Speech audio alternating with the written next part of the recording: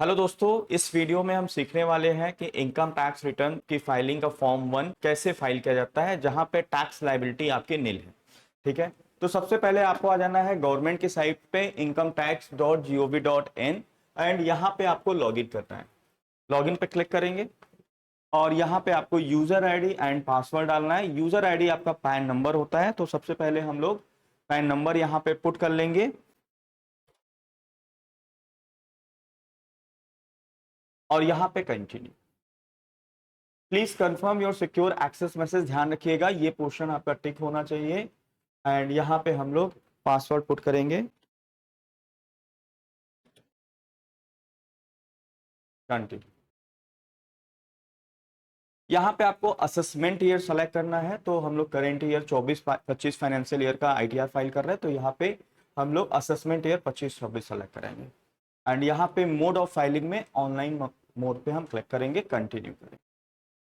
यहाँ पे बोल रहा है you have save draft of income tax return pending for submission. अगर पहले से आपने कोई आईटीआर का कुछ पार्ट भर रखा है, फिर आप एग्जिट हो रखे हैं, तो यहाँ पे आप क्या कर सकते हो, उस पार्ट को स्टार्ट कर सकते हैं, राइट। लेकिन यहाँ पे बोल रहा है नो सेव ड्राफ्ट, मतलब अभी तक आपने कुछ भरा नहीं है और आपको लगता है नहीं मुझे फिर से स्टार्टिंग से फाइल करनी है, तो स्टार्ट न्यू फाइलिंग। तो जो पुराने अगर आपने पहले से फीड कर रखे हैं कुछ पार्ट, वो वहां से इरेज हो जाएगा और स्टार्टिंग से भरेंगे, तो स्टार्ट न्यू फाइलिंग पे करेंगे। यहाँ सेलेक्ट करना है आपको एसएससी का टाइप्स, तो इंडिविजुअल, एचयूएफ एंड अदर्स। अब ये आपका एसएससी जो है, जो आपका क्लाइंट है, वो इंडिविजुअल है या एचयूएफ है या अदर्स है, ये आप पैन कार्ड से फाइंड आउट कर सकते हैं। लाइक पैन कार्ड के फोर्थ लेटर, जैसे हमारा ये क्लाइंट है, इनके फोर्थ लेटर्स जो पैन कार्ड के नंबर है, पी है यहाँ पे। पी मतलब होता है प्रोप्राइटरशिप, मतलब वो आपका एसएससी इंडिविजुअल्स है। एफ लिखा है तो फर्म्स है, और सी लिखा हुआ है तो वो कंपनी है। तो यहाँ पे फोर्थ लेटर हमारा पी है, तो यहाँ हम सेलेक्ट कर लेंगे इंडिविजुअल एंड कंटिन्यू पे क्लिक करें। यहाँ पे आईटीआर का फॉर्म सेलेक्ट करना है। मैं आईटीआर 1 फाइल कर रहा हूँ क्योंकि इनकी सैलरी इनकम है। अगर आप देखेंगे यहाँ पे इनकी सैलरी इनकम है, राइट, और अदर इनकम है, तो ये आईटीआर 1 में फाइल होगा। आईटीआर 1 का फॉर्म हम यहाँ सेलेक्ट करेंगे एंड प्रोसीड विद आईटीआर।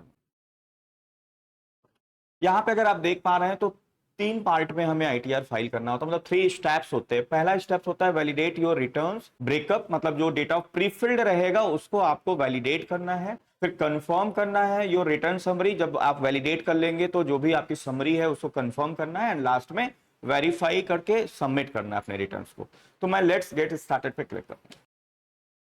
अब यहां पे पूछ रहा है please answer the following question to proceed furthers. Are you filing the income tax return for any of the following reason, किस रीजन से आप आईटीआर फाइलिंग कर रहे हैं, राइट। तो अगर आपका taxable income more than basic exemption limit है तो आपको यहां पर क्लिक करना है। अगर मैं एग्जम्पशन लिमिट की बात करूं, यहाँ पे टैक्स स्लैब की बात करूं, तो टैक्स स्लैब में अगर पुराने रेजिम में अगर हम जाते हैं तो 2.5 लाख रुपए तक हमारा टैक्स क्या है, 0% है। 2.5 लाख से 5 लाख 5% है।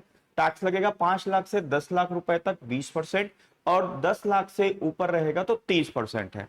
और न्यू रेजिम की अगर बात करें गाइस, तो न्यू रेजिम में 3 लाख रुपीज तक 0% है, 3 से 6 लाख तक 5% है, 6 लाख से ज्यादा से 9 लाख तक 10% है, एंड 9 लाख से 12 लाख तक 15%, 12 लाख से 15 लाख 20%, एंड 15 लाख से ज्यादा है तो 30% आपको देना है, राइट। और अगर मैं यहां पे डिफरेंस की भी बात करूं ओल्ड रेजिम और न्यू रेजिम की, तो ओल्ड रेजिम में जो हमारा रिबेट होता है 87A में, वो 12,500 तक हमें रिबेट मिलता है, राइट। मतलब जो भी आपका इनकम कंप्यूट होगा वो आपका टैक्सेबल अमाउंट या 12,500 विच एवर इज लोअर, आपको क्या मिल जाएगा, रिबेट मिल जाएगा, छूट मिल जाएगा। बट आपका इनकम 5 लाख से कम होना चाहिए, और यहां पे आपको इसका डिडक्शन मिलेगा। जबकि न्यू रेजिम की अगर हम बात करें तो न्यू रेजिम में जो हमारा रिबेट है वो 25,000 रुपीज तक मिलेगा, मतलब रिबेट नया टैक्स रेजिम में ज्यादा है गाइस। बट हमें यहाँ पे एग्जेम्पशन एंड डिडक्शंस नहीं मिलते हैं, लाइक 80C 80D HRA, इन सब का जो है एग्जेम्पशंस और जो डिडक्शंस है वो हमारे लिए नहीं मिलता है। अब क्वेश्चन आता है सर हमें ओल्ड रेजिम में जाना चाहिए या न्यू रेजिम में जाना चाहिए। तो अगर आपके पास इन्वेस्टमेंट है, डिडक्शंस है, तो आपको ओल्ड रेजिम में जाना चाहिए। अगर आपके पास इन्वेस्टमेंट बहुत कम है या डिडक्शंस नहीं है तो आपको न्यू टैक्स रेजिम में जाना चाहिए, राइट। तो यहां पे हम जाएंगे और यहां पे चूंकि टैक्सेबल इनकम इनका है नहीं, टैक्सेबल इनकम की अगर बात करें तो हमारे क्लाइंट का इनकम है कितना, 1,80,022 जो कि टैक्सेबल लिमिट से कम है, ठीक है, 2.5 लाख रुपए से कम है। तो मैं ये वाला ऑप्शन ना करके सेकेंड ऑप्शन देखते क्या लिखा हुआ है। सेकेंड ऑप्शन में filing return of income due to fulfil any or more of the below mention conditions. यहाँ कुछ रीजंस हैं दिए हुए हैं, मतलब गवर्नमेंट को लगता है कि अगर आपका इनकम 2.5 लाख से कम है और आप जो है लाइक फॉर एग्जांपल 1 करोड़ रुपए से ज्यादा डिपॉजिट कर रहे हैं अमाउंट, राइट, या अगर 2 लाख रुपए से ज्यादा फॉरेन ट्रेवल कर रहा है तो उनको एक सस्पेक्ट आता है। अगर ये सब रीजन है तो आपको ये सेकंड ऑप्शन करना है। अगर इनके अलावा कोई ऑप्शन है, जैसे हमारे केसेस में क्लाइंट का 2.5 लाख रुपए से कम है और उन्होंने ये सब पे खर्चे नहीं किए हैं, तो हम अदर्स ऑप्शन पे क्लिक करेंगे एंड कंटिन्यू करेंगे। यहाँ पे बता रहा है कि आपका आईटीआर प्रीफिल्ड है, आपको कंफर्म्स करने हैं। तो यहाँ पे पर्सनल इंफॉर्मेशन डालने हैं, फिर gross total incomes, total deductions, tax paid and verify your tax liabilities and details. इतने पार्ट को हमें क्या करने हैं, वैलिडेट करने हैं। चेक करते हैं हम लोग पर्सनल इंफॉर्मेशन, एक एक टैब को ओपन करेंगे, पर्सनल इंफॉर्मेशन पे क्लिक करेंगे। यहाँ पे प्रोफाइल्स में प्रोफाइल में नेम वगैरह, date of birth, Aadhaar number, contact details and nature of employment. यहाँ पे नेचर ऑफ एम्प्लॉयमेंट आपको देखना है कि आप सेंट्रल गवर्नमेंट के एम्प्लॉय हैं, स्टेट गवर्नमेंट है, पीएसयू के हैं, है ना, इसमें से कौन सा आ रहा है। तो चूंकि ये प्राइवेट है, प्राइवेट एम्प्लॉयर के अंडर में वर्क कर रहे हैं, तो यहाँ पे आपको अदर्स क्लिक कर लेना है। फिर फाइलिंग सेक्शन क्या है आपका 139(1), मतलब 139(1) आपको चूज करना है क्योंकि आप रिटर्न फाइल कर रहे हैं ड्यू डेट के पहले, राइट। और अगर बिलेटेड रिटर्न है तो आपको 139(4) करना है, रिवाइज करना है तो 139(5) करना है, राइट। कोई नोटिस वगैरह है उसके अगेंस्ट में अगर रिटर्न फाइल कर रहा है तो आपको ये 139(9) सेक्शन आना है। हमारे केसेस में जो एप्लीकेबल है 139(1) है जो बाय डिफॉल्ट सेलेक्टेड है। अब यहां बोला do you wish to exercise the option of 115BAC6। ये क्या है, हमारा न्यू रेजिम है। क्या आप इस ऑप्शन को ऑप्ट आउट करना चाहते हैं? तो अगर आप ऑप्ट आउट करना मतलब छोड़ना चाहते हैं इस ऑप्शन को और पुराने टैक्स रेजिम में जाना है तो आपको यस करना है, और मुझे न्यू टैक्स रेजिम में जाना है तो ऑप्ट आउट को नो करना है। मतलब मैं ऑप्ट आउट नहीं करना चाहता न्यू टैक्स रेजिम को, मुझे न्यू टैक्स रेजिम के साथ जाना है, तो मैं यहाँ पे बाय डिफॉल्ट नो को रहने दूंगा, क्लिक करने दूंगा। यहाँ बैंक डिटेल्स की अगर बात करें तो यहाँ पे हम लोग क्या करेंगे, बैंक का डिटेल्स यहाँ पुट करेंगे, ठीक है। तो मैं यहाँ पे ऐड करता हूं बैंक डिटेल्स। तो यहां पे हम लोग पुट करेंगे बैंक का डिटेल्स, बैंक अकाउंट नंबर, ठीक है। यहां बैंक अकाउंट नंबर्स एंड यहां कंफर्म करेंगे, सेम अकाउंट नंबर को रिपीट करेंगे। अकाउंट टाइप पे जाएंगे और सेविंग बैंक अकाउंट है इनका तो सेविंग बैंक अकाउंट सेलेक्ट कर लेंगे। अकाउंट होल्डर्स टाइप में प्राइमरी आपको सेलेक्ट करना है। यहां आईएफएससी कोड डालेंगे हम।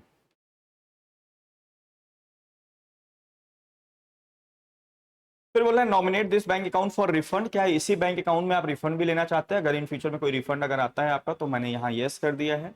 फिर यहाँ contact details, mobile numbers and email ID and proceed to verify. मतलब ये बैंक डिटेल्स को हम वेरीफाई करेंगे कि ये बैंक अकाउंट हमारा सही है, हमारे से रिलेटेड है। तो यहाँ पे पूछ रहा है किस पे आप जाना चाहते हैं, तो मैं जो है आधार नंबर से ओटीपी से वेरीफाई करना चाहूंगा, तो मैं इस पर क्लिक करूंगा एंड यहाँ पे कंटिन्यू। यहां पे ओटीपी पुट करेंगे, क्लिक जनरेट आधार ओटीपी,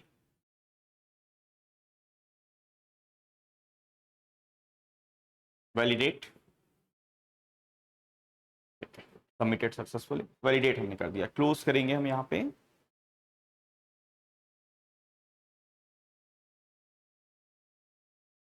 ये बैंक अकाउंट एक बार ये देख लेते हैं, ठीक है। यहाँ पे बैंक अकाउंट हमारा शो करने लगा, बैंक अकाउंट डिटेल्स कंफर्म। अब आप देखेंगे ये वाला हमारा टैब कंफर्म हो गया है। सेकंड टैब पे आएंगे, ग्रॉस टोटल इनकम। अपना ग्रॉस टोटल इनकम पुट करेंगे तो आ जाते हैं हम लोग ग्रॉस टोटल इनकम पे। गाइस अगर कभी भी आपको आईटीआर ट्राई करना चाहिए कि क्लाइंट के सामने फीड ना करे, पहले क्लाइंट से आप डेटा ले लीजिए, है ना, और अपने इनकम टैक्स को जो है कैलकुलेट कर लीजिए। जो भी क्लाइंट आपका डेटा दिया हुआ है उसको 26AS TIS से आप एक बार मैच कर लीजिए कि क्या 26AS और TIS में और AIS में सेम इंफॉर्मेशन दे रहा है, सेम इनकम शो हो रहा है। अगर उससे ज्यादा शो हो रहा है तो आप क्लाइंट से डिस्कस करके पहले आप कंप्यूटेशन कर लीजिए, राइट। तो पहले आपको इंफॉर्मेशन लेना है, प्रिपेयर करना है, ड्राफ्ट करना है आपको इनकम टैक्स, एंड उसको एक बार क्रॉस चेक कर लीजिएगा 26AS AIS और TIS से, राइट, जो ऑलरेडी मैं कर रखा हूं। यहाँ पे इनका इनकम शो हो रहा है, यहाँ पे सैलरी इनकम है 1,80,000 रुपए और बैंक इंटरेस्ट इनकम इनका है 22,000 रुपीज। ठीक है, अगर मैं ग्रॉस टोटल इनकम की अगर बात करूं तो इनका 1,80,022 रुपए है, जिसमें इनको स्टैंडर्ड डिडक्शन मिल जाएगा 75,000 रुपीज का और इनका टैक्सेबल इनकम जो होगा 1,05,022 रुपए। ठीक है, यह ऑलरेडी हमने AIS और को चेक कर रखा है, हम लोग यहाँ पे डेटा को पुट करेंगे। तो यहाँ पे हम लोग सैलरी इनकम सबसे पहले डालेंगे, ग्रॉस सैलरी, यहाँ पे एडिट बटन पे क्लिक करेंगे और यहाँ पे पुट करेंगे सैलरी इनकम 1,80,000।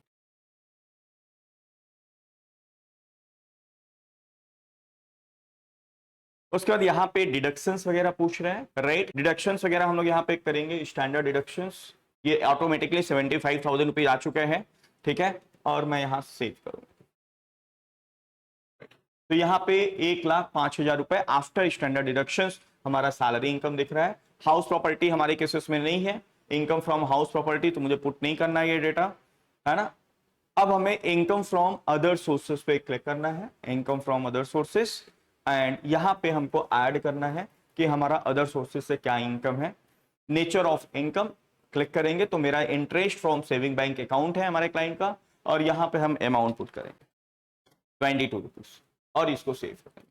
तो इस तरीके से हमने इनकम डाल दिया, सैलरी इनकम, हाउस प्रॉपर्टी हमारे केसेस में नहीं है, और इनकम फ्रॉम अदर सोर्सेज हमने पुट कर दिया है। और यहां पे हम लोग क्लिक करेंगे, यहाँ पे एक बार चेक कर लेंगे, ग्रॉस टोटल इनकम 1,05,022 जो हमने ड्राफ्टिंग किया है 1,05,022 शो हो रहे हैं, इसको हम कंफर्म करें तो हमारा ग्रॉस टोटल इनकम कंफर्म हो गया। अब आता है टोटल डिडक्शंस, हमारे केसेस में टोटल डिडक्शन नहीं है, मैं ओपन करूंगा एंड इस पे कंफर्म कर।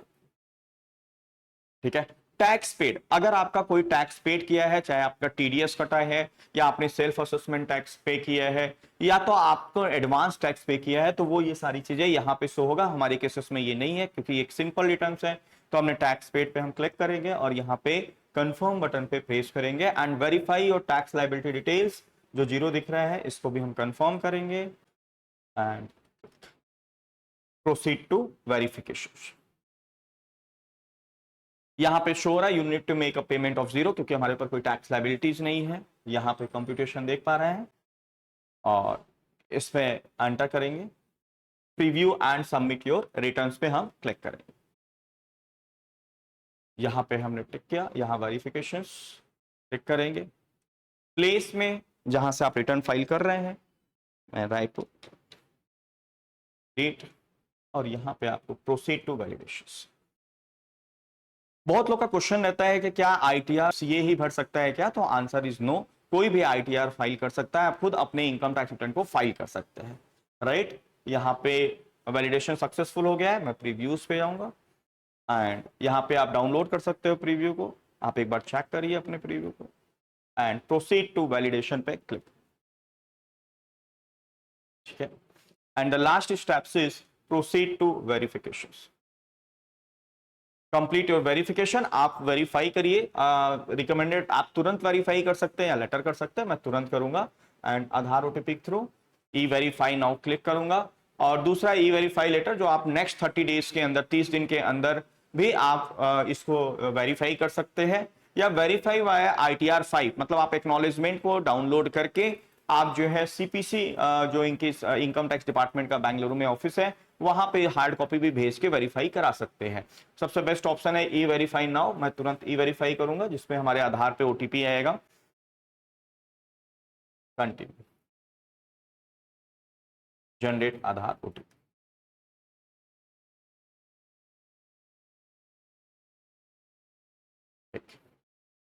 Validate, submit, submitted successfully, proceed. Right, यहां पे आप देख पा रहे हैं कि आपका रिटर्न सक्सेसफुली फाइल्ड हो चुके हैं एंड वेरीफाइड भी हो चुका है योर रिटर्न्स। आप अपने एक्नॉलेजमेंट को यहां से डाउनलोड कर सकते हैं।